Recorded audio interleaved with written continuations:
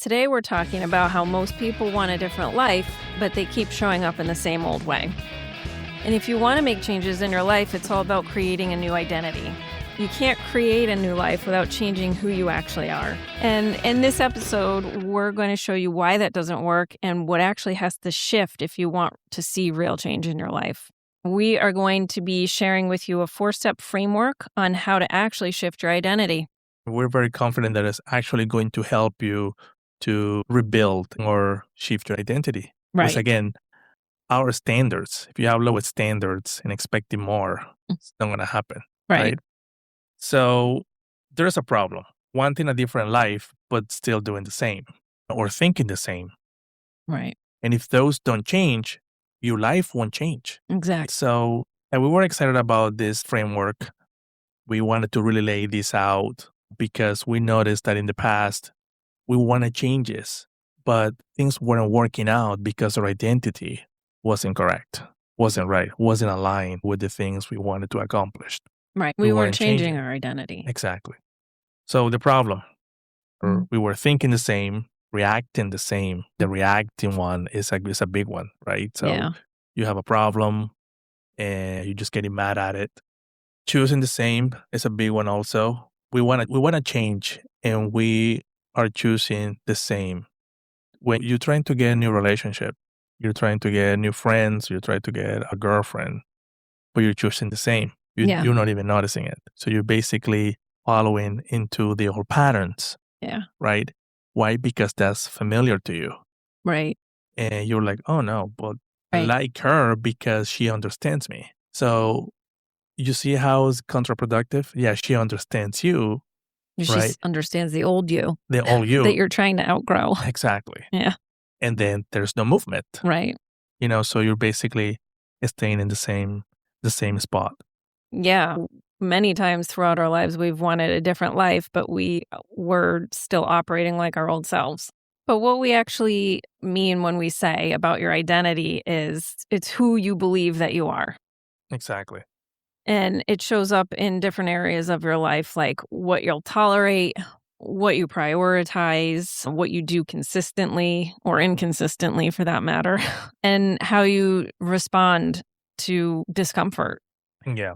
So when you say like what you tolerate, again, you tolerate what the toxic wife or the toxic girlfriend, or you tolerate this like crappy jobs that you hate. Right. You want to change, but you're falling into the same type of jobs. Yeah. I actually have a good example of Karsten, our son, the other day. He had a situation at school where the teacher was saying something, kind of talking down to him a little bit. And then he got really upset because he's a really proud kid. Right. And he came home and he was telling me about the situation that unfolded. And I was like, well, he talked to you that way because you let him believe that you allow people to talk to you that way. And he pondered it and gave it some thought. And he was like, yeah, I know. So what he did was really impressive. He was like, no, I'm going to go in there tomorrow or the next day he had school and have a conversation with him and just say like, hey, I don't know why you said what you said because I show up every day. And the teacher made it sound like he's not showing up, that he didn't like care or something with one of his comments. And my son was like, wait a minute, I'm like on the president's list every month. I have perfect attendance. I'm the president of the student ambassadors. He's like, how could you even say that in front of the class? That kind of thing. So I was like, yeah, you need to go have the conversation with him. And he did. And he went in and he had a conversation with him. And the teacher was like, really respected him for standing up for himself and said, well, you're right. Like maybe, I don't know what his excuse was, but by the end of the conversation, they shook hands and he definitely, I know the teacher walked away respecting him more just because of instances that have happened since. So I know that he walked away with a better respect for him. Yeah. And essentially, my son went in there and taught the teacher how he expects to be treated. He set those boundaries and he set that up. Yeah.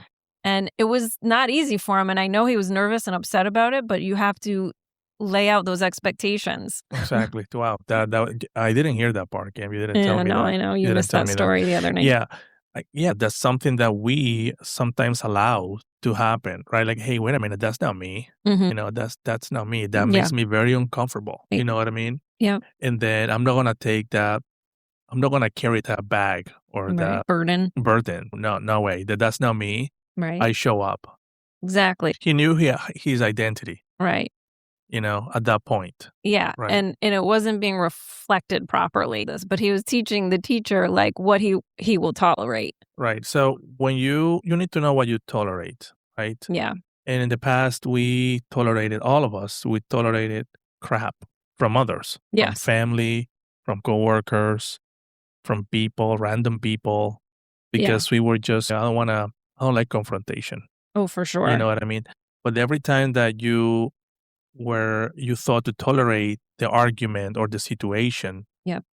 you were, believe it or not, you were creating an identity Oh, yes, for sure. because you're allowing it, I you know? actually you were a great teacher of that to me when we first started dating, like, I kind of let people walk all over me, and Yeah. you wouldn't Mhm. tolerate it No, on my behalf, no. and I the writing was made very clear on the wall early on in our relationship when you were like, you didn't wanna respect me if I didn't respect myself, Exactly. and I saw that very early on, and I had to change how I approached things and kinda set those boundaries for myself because otherwise I would've lost you. Yep, yep. And it's just something, it's a simple concept because again, like just another example here, someone is really saying that, hey, you know what? It's making you feel bad. Mhm. It's telling you something that, it's not really who you are. And that's not who you are, but you're allowing it. Yeah, That would reshape your inner persona. exactly. And then now you're carrying it. Yeah, well, that happened once. And then guess what? Happens again. Oh, yeah. And then that's all That becomes your norm, your before you know baseline. it. Yeah, because you're tolerating crap from other people, Right, but that's not what you want. right. Right. And then before you know it, you're like in the comfort zone because now that's who you are. Right. Someone embedded that in you, Yeah, and you hated it. right. And it's really hard sometimes to see because you don't want the argument. You don't want to upset that person. Yeah, you don't like the You don't want to confrontation. go back and forth, Well, like my example that I was just talking about, like I remember being at work and one of the guys that I worked with made me really uncomfortable and I never knew how to handle it. And I'm like, I just didn't know how to shut it down, but I didn't want the stuff. I didn't want the uncomfortable back and forth that it brought between him and I. Like I just Yeah. didn't want it. So I had to slowly start just shutting it down and showing up differently. Yeah. And eventually he kinda got the clue, but it was really hard. It was a hard shift for me because I don't like confrontation and Hmm. I don't like to make people feel bad. I don't like any of that. So, it was really hard for me to embody that, but the more I shut it down, the clearer my message became to him Yeah. and the more he started backing off. And now you're feeling more comfortable with yourself because, hey, no, I don't Yeah. like that. Now that's my new minimum Your standard. I'm minimum like, I standard. don't allow people to get close to me like that, and I don't let them Hmm. move in. I don't know Hmm. what the word is, but I don't let them, like, get into my space like that. I have that wall up about those boundaries of, like, no, I'm not gonna let somebody make me feel uncomfortable because they wanna be buying me presents or, whatever the case may be. That's just one example, but Yeah. I set those clear boundaries of I respect myself. I'm not going to there's nothing there. You know what I Right. mean? Right. Like there's no angle for you to get in here. I'm married. I don't need gifts from another man. Yeah. And like he knew all that, but I would joke and we were friendly and this and that. And he just slowly and surely kept inching his way. And I don't know what his intentions are. I'm sure I can imagine what they were, but Yeah. I had to shut it down, and I did. And from now on, now I know going forward that's my new minimum standard, and I know how to build that wall before there's a chance for them to get in there. Exactly. What? That was a great example of what you went through. I remember back then. I don't want to add any comments to that. Mhm. That's how you do it. That's how you do it. You have to put your boundaries. You have to set your boundaries to actually embrace that identity, that who you really are, right? So in my case, when I moved to the US in 2009, I continued going back and forth to Colombia because I didn't know what I wanted. Many times. So back and forth. My identity was back in Colombia. like, what the heck am I doing here? I thought was a bad idea to move to the U.S. Well, you were a musician in Colombia. So I wanted to continue playing music. At some point, I was like, all right, I don't even know if I want to continue with engineering. Yeah. So I was all over the place. But once I decided to, hey, I'm staying in the U.S., I'm staying with Kim, everything started changing. Yeah. Because once I embraced it. Right. Okay, this is it. Yeah, you embraced that new identity. Yeah. And also, when I said, okay, let's start the restaurant business. Yeah. I wasn't even thinking about moving back or doing this or doing that, doing crazy stuff. Well, I think the best word actually is you embodied that new light. Yeah. You owned it instead of well, maybe I should have been doing this or maybe I could be doing that. But it was literally a definitive choice. And this didn't happen overnight. No, this was 3 years. Yeah, 3 years. But I remember the realization one day, this is it. That's it. I'm not doing it anymore. Yeah. And I felt that from you because in that 3 years, you were wishy-washy back and forth and oh, I think I'm moving back and no, back and forth. And I do remember the definitive, I just knew it was in your heart this time, this final time, even though I wanted to believe those other times, okay, no, this time is different. No, this time was actually different. Yeah. And I got excited. I'm living in the U.S. My life is in the U.S. You were my girlfriend back then, with my beautiful girlfriend. Yeah. Because I love the U.S. It's not that I have anything against it. It's just that, again, I didn't know a lot of people. I didn't have friends or history here. My friends from high school were living down there and your from college as well. Here, again. Yeah. So no. Yeah. And then 3 years and then, okay, that's it. Yeah. I'm shit or get off the pot. Yeah. Yeah. Yep. Sometimes we just wait for clarity and clarity doesn't arrive. Or it takes time. Yeah. You have to find your way. Yep. Right? You have to find a way. Yeah, you have to, in order to embody that new identity, that shift, you need to be able to make those decisions with definite purpose and intention. That's right. So that's when I decided, even when I was unsure. Right. But part of me was sure, but that is always that lingering that behind the uncertainty. Am I making the right choice? I really freaking hope I'm making the choice. But you have to trust. You have to trust. I trusted and I follow through. Yeah. Right? So we have to trust ourselves. And once I did that, everything started flowing. Yeah. Everything started flowing. And if I didn't do that, if I didn't make that commitment, if I didn't make the decision, if I didn't follow through, just kind of doubting it, right, I would have just fall back into, okay, I'm moving back. Right. And things doesn't really flow. And the same thing happened when you're in a job that you hate. Just you want to change. We all know how to change. You know how you can change it, but you're afraid to get out of the comfort zone. Right. Hey, I'm gonna polish my resume and I'm gonna start looking for a new job. We are just too comfortable that we just don't take that step of faith. Right. To hey, I'm changing. Right. I gotta change. Yeah. But all the change start in you. Right. I noticed that years ago. I remember that when I said to you, Kim, when we're moving to Arizona, it's gonna be like a new Ken. Yeah. I want to enjoy my weekends. I want to really enjoy life. I don't want us to be stressed out anymore. Right. I was making those decisions in my head. Yep.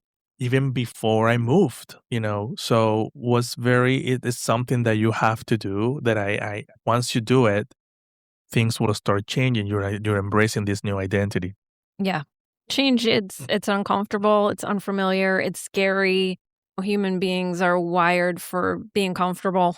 And so your example of a new job, it's well, if you go get a new job, then you have a new boss and then you have new work friends and you have to meet all these new different personalities and different responsibilities and everything else. But if you stay stuck and stay comfortable, then there's no growth. There's no growth. Yeah.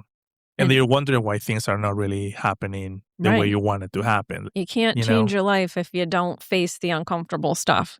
So you have to acknowledge, okay, I need a change. Right. Right? That's the first thing. I need a change. I'm not comfortable or I'm not happy where I am right now. Yeah. And now you don't even know what you're changing at that moment, but there is a change coming from you, from the inner you, to reshape your outer world. And that's one of the things that would change your life. It's not that people don't want a new life. It's that they don't want to let go of who they've been Yeah. because they just want to be comfortable. And it's easy. Being comfortable is easy. Being uncomfortable is hard. Change is hard. One of the huge identity shifts that I had to make was that of the clinical depression that I lived with most of my life. Once I realized that I had been living like this victim of, oh my gosh, I'm depressed and this is just who I am. This is just me. Yeah. Once I realized that was the identity that I was taking on my whole life, I knew immediately that I had to shift it. Yeah. I didn't know how, and it was scary and all the things, but I knew immediately, like, that's not the identity that I want to put out into the world. Right. So I had to choose a new identity. Yeah. This was, again, I have to say it is controversial. Yes. Because the way you put it sounds like, it's just a choice. Right. You got to go back and listen to that episode about of the work you did in the past. Oh, right. Yeah. Yeah, for sure. It wasn't just like, oh, this is a decision and I'm going to stop taking all medications and tomorrow I'm just going to wake up and choose a better version of me and that's the end of it and here I am sitting here today. No. Right. Didn't work like that. But that is how it started, was one decision to shift that identity and to change out of that identity. And you can do that today. Right. That's available to anybody today to shift anything in their life, any identity that they don't want to relate with anymore. You can shift it. Right. It starts with a simple decision of, you know what, that's the identity that I want to change. And you choose the identity that you want to embody. And you start working every day, a little bit, piece by piece. All right, so let's dive in and how to actually shift identity. We said that there are going to be 4 steps. All right, so we're just going to keep it simple and clear. All right, so for step number 1, so decide who you want to be. Yeah, that's like what I was just talking about, is just literally make the decision. So again, if you want to change your identity, if you want to reach the next step, if you want to, hey, you know what? I'm tired of being this persona. I'm tired of this job. I'm tired of this relationship. I'm tired to being overweight. I'm tired of being poor. So you have to decide who you want to be. That's step number 1. Yeah, not what you want. You're not deciding what you want. You're deciding who you need to become in order to embody this new identity. Correct. Step number 2 would be to start acting like that person now. Before the results show up, before you feel ready, before any of that. Yeah, we know that. That's what we're living it right now. We're living it right now, yes. We are living it. We started the podcast. We started e-commerce a while ago. Everything that we start, we are acting like that person right now.